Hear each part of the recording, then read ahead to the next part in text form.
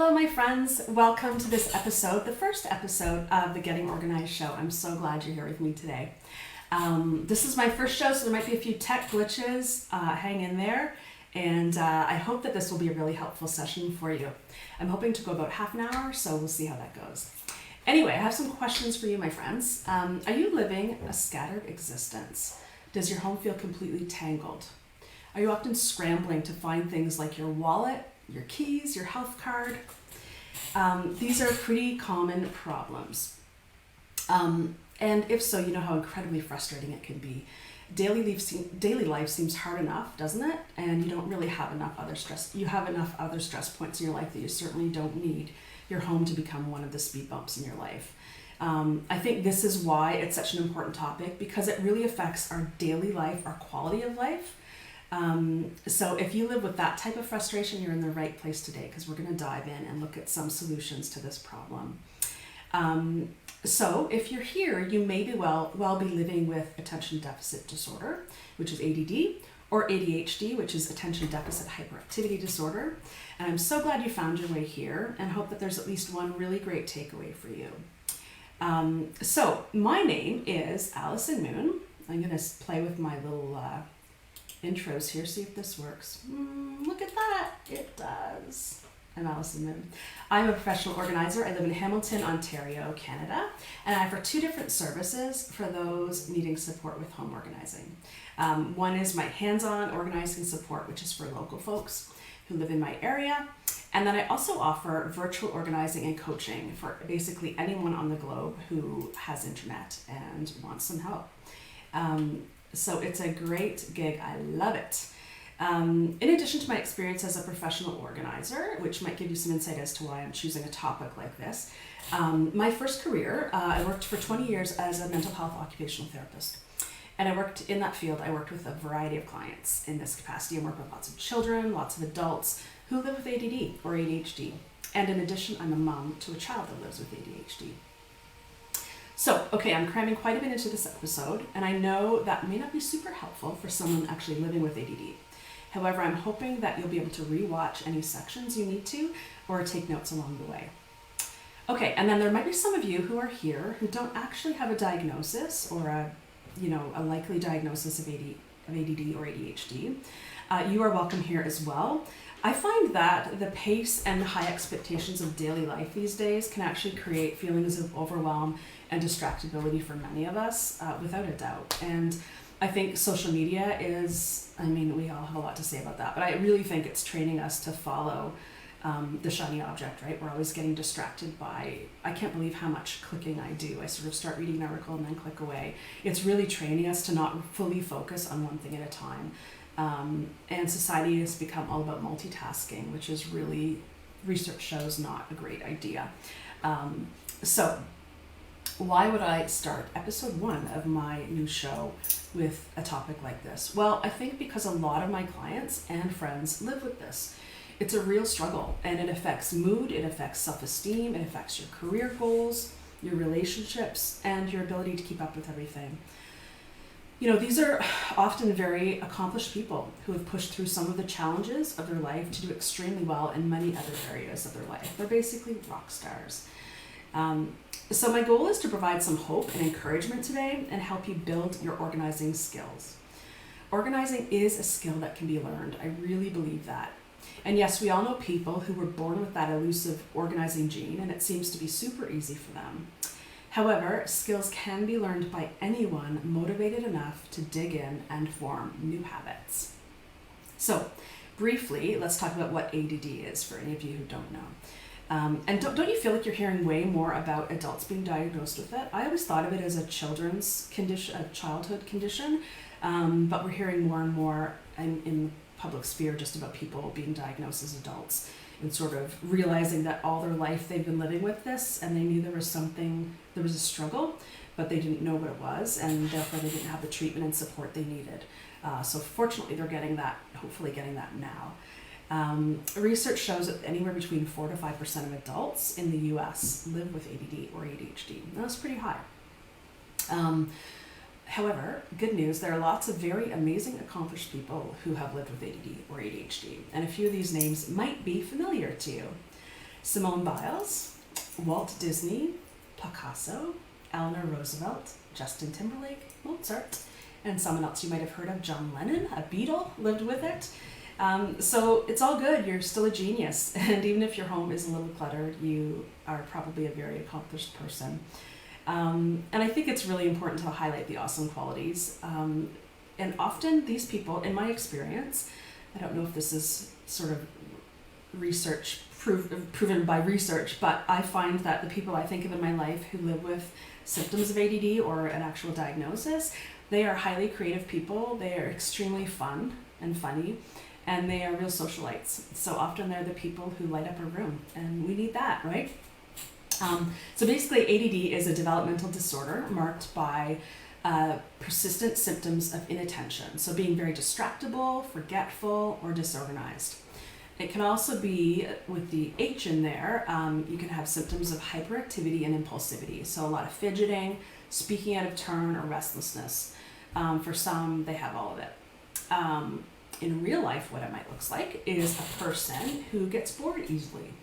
They'll start something and then kind of feel like they want to move on to something else without finishing it. It also might look like someone who lacks organization skills and seems a bit scattered, maybe. In real life, a person with ADD might be constantly running late, partly because maybe they couldn't find what they were looking for to get out the door on time, or maybe they were sort of hyper focused on a project they were working on or something they were working on and sort of lost track of time. Another feature might be one's tendency to procrastinate, especially on larger projects. So you can see how all of this ties into organizing and why some of this stuff might really impact your ability to get and stay organized at home. Like getting bored, I think organizing is really fun, but I don't think most people do. So if you're going to get bored by something, it's probably that. So if you are struggling, if you're somebody who's really struggling, maybe you live in a house that's cluttered, or maybe there's just areas of your home that are cluttered. Maybe your systems don't work, like you don't know what to do with paper when it comes in the door, or you don't really, maybe you deal with indecisiveness as well. So so things pile up basically. And it's likely hard for you because you have a lot on your mind. Almost everything is more fun than organizing or decluttering. So you get distracted and drawn away by something more fun. Like I said, you may be prone to procrastination, so the project keeps getting put off, which when it comes to our stuff, that just creates a bigger problem because the pile just grows and grows, right? Another factor I think that makes people living with ADD struggle with the home situation is that initiation is often difficult. So just getting started is hard, as well as self-monitoring can be difficult. So how that would play out is maybe you start a project but then get distracted and go off and do something else, and you don't have that little voice in your head saying, no, stick with it and finish what you're doing. So maybe some of you can relate to that. Also, planning is tough. So coming up with a sequential step-by-step. That's a lot of what I do in my work actually, is the planning and helping people who live with these challenges kind of break down, like, what are the steps that we need to take. And it can be sometimes fairly complicated. Like if we're just going through boxes, the steps are easy. Empty the box, sort them into categories. But if let's say you're somebody whose entire home is cluttered and disorganized, and it's kind of like a hurricane went through and it's all all over the place, nothing makes any sense. Planning a project like that is actually, it's a really big challenge. So I do that a lot. Because you need to sort of fit the pieces of the puzzle together. Like if this is going to go here, then where's that going to go? And there's actually a lot of complexity involved in that. And if your brain doesn't particularly manage that type of thing well, then organizing is going to be challenging if you're in a state of sort of global clutter or global struggle with being organized. And then of course focus is a challenge. So anything is going to be difficult to start and stick with and finish. But listen, I said that organizing is a skill that you can learn, and I mean it. There are many ways to work around these challenges, And there's so many of them actually. And I'm actually, as I was preparing for today, I was thinking there might be a follow-up. If you're interested, I'd be happy to do a follow-up episode, sort of diving in even deeper. I don't want to overwhelm you with information because I'm really big on keeping it simple and giving a person just one thing, and doing that to completion. So I'm going to try to keep it a bit simple, but I really want to get you thinking a little bit about it. And the very first, most important question, this is where I always start with my clients, is the question, do you really want to make a change? Are you motivated enough to sort of push through some of these challenges you live with? Are you motivated enough to push through that and actually face the state of your home? Like, how crazy is your home driving you? You have to sort of establish that basic, decide on that, because everyone's different. Some people can live in a high level of clutter quite happily. And if that's you, great. I mean, if it's not affecting your daily life or your relationships, and you're not wasting time, or you don't mind wasting time, whatever it might be, then I wouldn't really call that a problem. That's the way you live, and that's a beautiful thing. We all live differently. But if this is a source of stress or strain or frustration, then there's cause to sort of reflect and think, is this really working for me? Could my life be a lot easier and more pleasant? So first question is, get in touch with your why. This is the best way to make any changes, is to first of all understand why we want to make the change and how badly we want to make the change. So I want you to really reflect on that, because unless we fully understand our why and are ready to chase after it, there's always going to be something else to distract us and thwart our efforts, right? Potentially that's what's been happening. So what I'm trying to do today is encourage you to sort of pause and think, is there some way in which what's happening at home is really not working for me? Like, is there something that's causing me a lot of lost time, causing me just the annoyances of daily life when you can't find things? Am I wasting money? Because am I rebuying things I already own but I just can't really locate easily? Is there stress among those of you in the home? Like, does it cause some conflict because you're running out the door late and everyone's kind of stressed out and no one can find everything?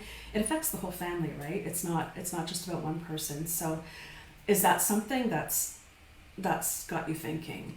Or perhaps you want to feel more in control of your life. I think a lot of people I talk to, and I'm certainly like this, the level of sort of, maybe this isn't a good thing, maybe I shouldn't be admitting this publicly, but my level of sort of feeling in control and on top of things has a lot to do with the surfaces in my home.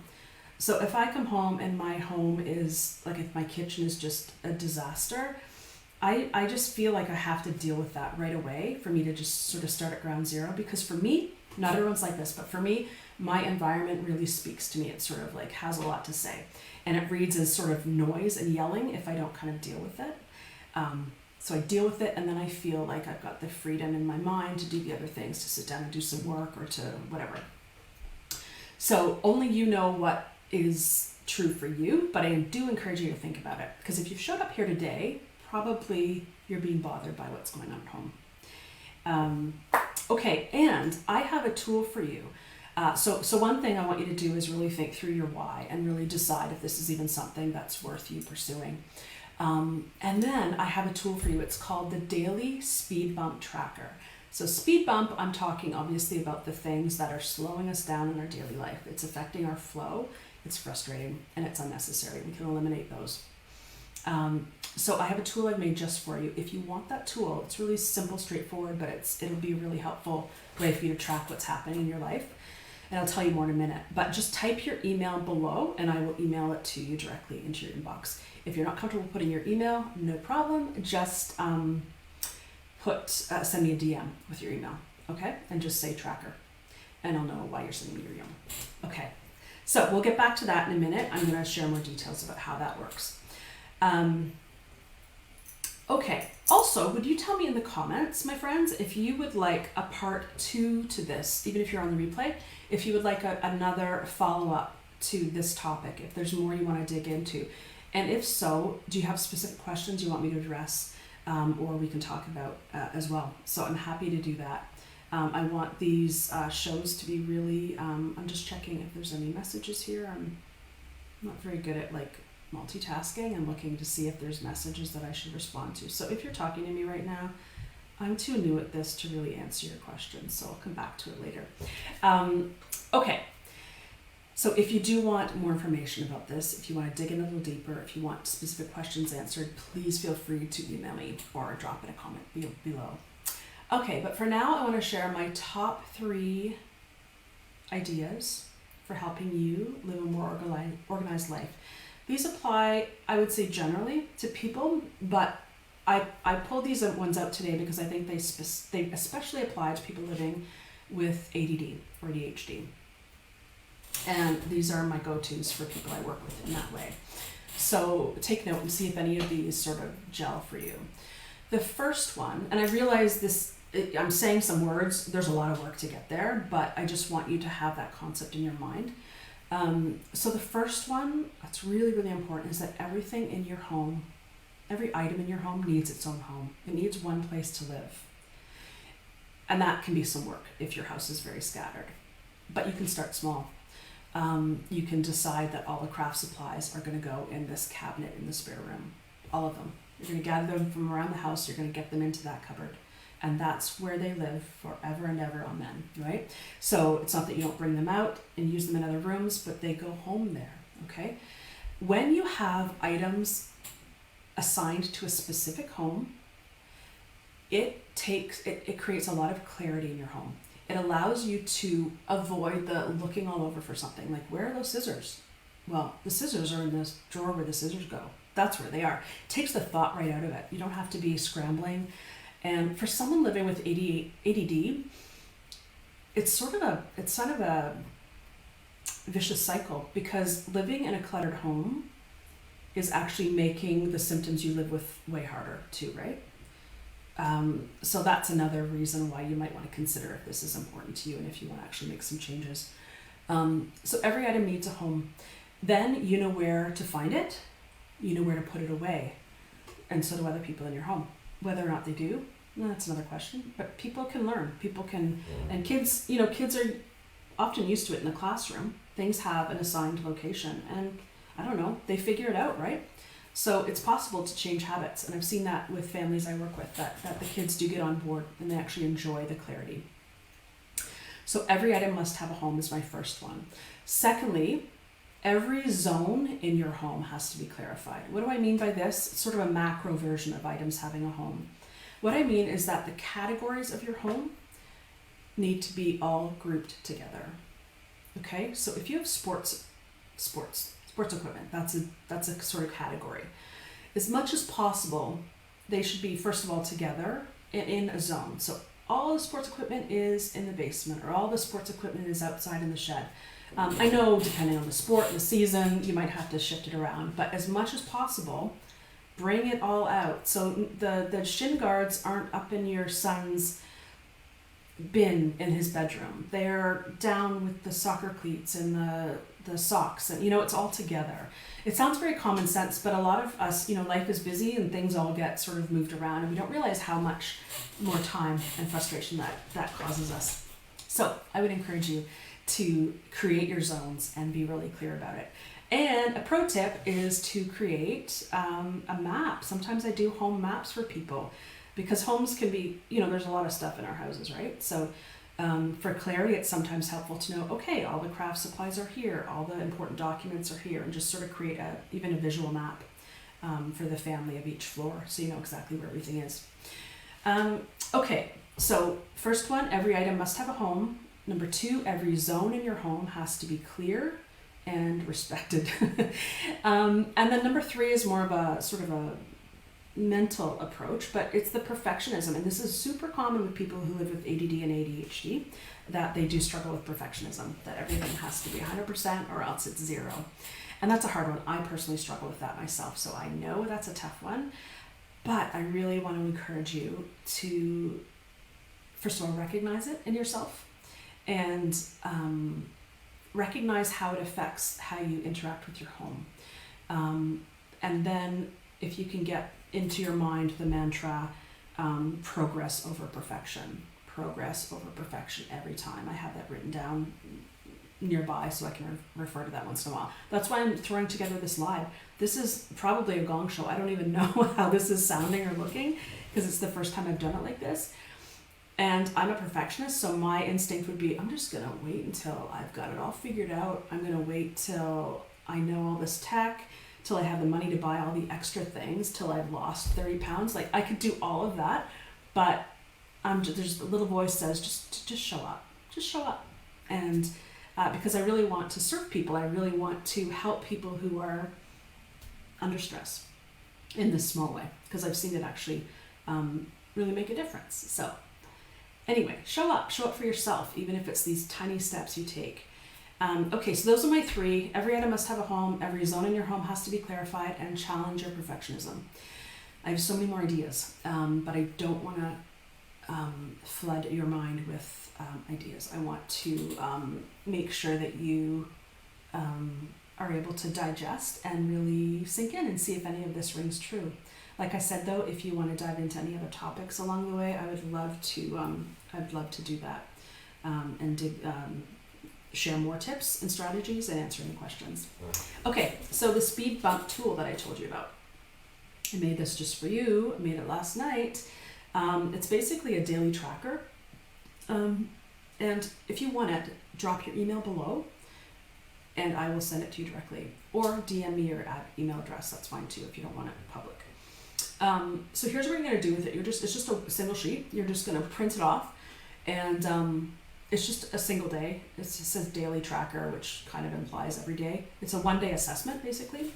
You're going to choose a day when you're not super busy. Like you're living your normal life, but there's no extras on your plate. You have the bandwidth to jot notes throughout the day, okay? You're gonna keep the tracker sheet somewhere handy, and a pen handy.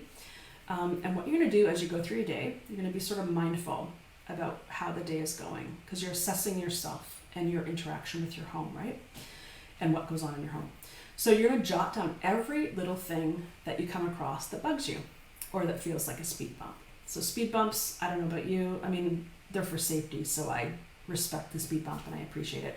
But they do slow you down, and they sometimes cause frustration if you're in a rush, right? So I'm calling them speed bumps. Some people might call them trip hazards. I've often thought about them as trip hazards too. But these little daily annoyances could be anything from, we've all heard that, like, can't find my keys, can't find my wallet, my purse is a mess, meal preparation. Maybe it's your kids' stuff. Maybe you're faced with filled backpacks at the end of the school day and you really don't know where to put stuff. Like any time you come across like a moment of kind of confusion, like, I don't know what to do with this, or frustration or annoyance, or you're spending more time than you think you should, jot that thing down, because that is a speed bump in your life. Here's a good one. I find this to be a speed bump. Amazon deliveries. What do you do with the boxes? Some of you feel like you have to keep every single box ever in your possession, but you don't, and they take up a lot of room. But it's tricky, right? Where do you put it? And you want to hold on to it until you know if you need to return the thing. But where's that going to go, right? So that's a speed bump right there. As you're jotting these down, you are not judging yourself. Judgment is parked at the door. You are just jotting your notes. No judgment, no reflection even at this point. You're just noting them, okay? Then if you can, set aside some time later that day to sit down. And here you might want to grab a journal and a coffee or a glass of wine. You're going to look over your list and just sort of think about what's on the list. You might notice that there are some things missing from the list that you know for a fact are speed bumps in your life, but just didn't happen to come up today. I would jot those down as well. There's about I think I put about 8 lines for speed bumps to be written down on. You might have a lot more than 8 speed bumps. I just didn't want to waste paper and have you print off too many. But if you need to print a few of those off, you go right ahead.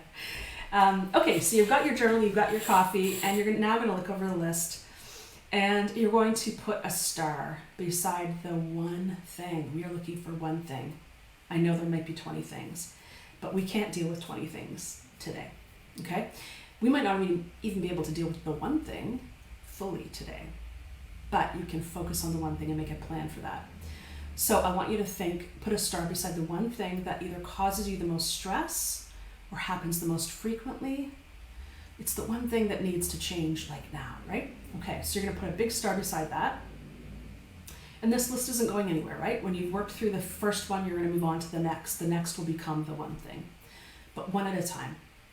And next you're gonna take some action. So you're gonna think, you're still sitting with your coffee and your journal, and you're looking at that start item, and you're thinking, what is one step I can take to fix this problem? Okay, I'm gonna give an example. You're gonna brainstorm the possibilities. So let's say that a speed bump is I don't know, backpacks. That's a big one for if you have kids coming home from school. There's paper, there's books, there's lunch kits, whatever. So what you think about, okay, so we know what the problem is. The bag gets dumped at the front door. You're not really sure what to do, what's in it. Let's assume your kids are too young to sort of deal with it themselves. And so what step can you take to fix this problem? Brainstorm the possibilities. Maybe first of all, you need to put up a hook that the kid can hang it on, so at least it's not on the floor and you're tripping over it. Another possibility is that you're going to teach them how to empty out the bag. Maybe you're going to make sure you empty out the bag every day while dinner is cooking. Whatever it might be. Maybe it's the paper that's a problem, so maybe you need to set up a bin that you're going to empty all of the school paper into. So there's lots of possibilities. And I think it's always helpful to sort of hold ourselves accountable, to maybe pull out your Google Calendar and jot in there when you're going to do that thing. So if you need to get some hooks for the backpacks, this Saturday at noon, I'm going to go out and pick some up when I'm doing my shopping anyway. So write it down, put it in your calendar so you don't forget to do it. Because remember, it's this one thing you're going to fix, right? Just this one thing. And what a difference one thing will make if it's the backpacks are suddenly getting emptied. You know where the paper's going. The lunch bins are going into the sink to be washed that night in the dishwasher, whatever it is. And some of you are thinking, I have no idea how to solve any of these problems. And that's okay too. You are in good company. It's not always obvious how to solve these problems. And if you're somebody who would love some more input on that, I would encourage you to, I have a free Facebook group. I'm not going to do it now because I can't multitask, but I'm going to put the link. It's basically called, if you search in groups, the Home Organizing Sisterhood. It's a group of, I haven't been super active in it in recent months, but I'm going to be showing up there again more often. But it's a great place. There's lots of people, everyone on there is sort of interested in home organizing, and lots of people struggle with different things. So you can just share ideas, get feedback, get support. But for today, I just want you to remember that it's just this one thing. You're going to put your blinders on. I always ask my clients to give themselves the gift of completion. Finishing something, even 80%, it's still undone, right? And sometimes it can feel like it's just zero because it's not done. And I know this kind of lines up. You could sort of think of this as perfectionism. I don't mean making things perfect. I mean making things complete. I think there's a difference, and I'll figure out how to describe the difference. But complete is, with the backpack example, think of everything that's coming out of those backpacks. You need a system for the paper. You need a system for the dirty masks that need to be washed. You need a plan for how you're going to deal with the lunch containers. Do it all. Don't just do one thing, because it'll make a difference. 100% getting it to completion is what frees you up and allows you to check that thing off the list. And that is a real gift that you can give yourself, and it's incredibly satisfying. I see this, every day I organize with people. I love it. I love seeing how empowered people get, and how even the little things, they just feel like, oh, I have control over this stupid backpack now. I have control over something. And we all know life has, especially now, there's a lot that's not in our control. And these are some things you can actually take a little bit of control over, and it will make a difference. For some, doing a bunch of these things really changes their lifestyle. So it's no small thing. So practice this new action. Maybe you're going to say for the next week, I'm going to do this backpack thing, and you put it in your calendar and you're just going to do it 7 days in a row. And because you're building a habit, and habits, that's a whole other topic, but habits, obviously, we all know are really tough to change and build. But you can do it, because you can do the difficult things in life if you do them one step at a time. I'm always big on rewards too, for kids, but also for myself. So if you do something, what's one thing you're going to really enjoy at the end of the week after you've actually accomplished this one thing? I don't care if it's a coffee, I don't care if it's buy a new book at Indigo, whatever it might be. You're worth the effort for sure. And anyway, so again, I hope this has been helpful. I'm going to wrap up now. I hope it's been a really helpful session. I will be checking in on the replay as well if you have any questions or comments. And again, if you want that daily speed bump tracker, simply put your email address in the comments or DM me directly. Also, don't forget to join my Home Organizing Sisterhood Facebook group, and we will see you on the inside. Thank you so much, guys, for tuning in, and I will see you next week, same time, same place, new topic. See you soon.